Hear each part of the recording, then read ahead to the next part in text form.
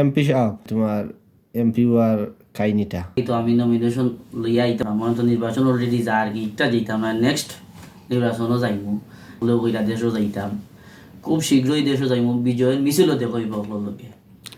খুব শীঘ্রই জ্ঞাত হইতো না, নির্বাচন তো আরো 5 বছর পরে আইব। আর আমার নেতা কর্মীরা অলরেডি আমারে তারা স্বাগতম, ওয়েলকাম ওয়েলকাম কররা। আমি সব জনগণে কিতার লাগি তোমারে ডাইরেক্ট এমপি পদে চায়, কেনে চেয়ারম্যান পদে না, কেনে মেয়র পদে না? জুকা তো এরুতে আমারে তারা চা তুমি কিতা এত বালা কাজ করছো না যে সময় তুমি মেম্বার আসলা, যার কারণে তারা তোমারে এখন ডাইরেক্ট এমপির পদে নিত। অবশ্যই। পরিস্থিতি কিতা সারা জেলা লইয়া নি না? আলহামদুলিল্লাহ, দেশে বিদেশে সব গানও আমার পরিস্থিতি ভালো আছে, মাঠও ভালো আছে। তোমরা পাশে আসছিলাম, এখনো পাশে আছি, ভবিষ্যতে পাশে থাকবো ইনশাল্লাহ।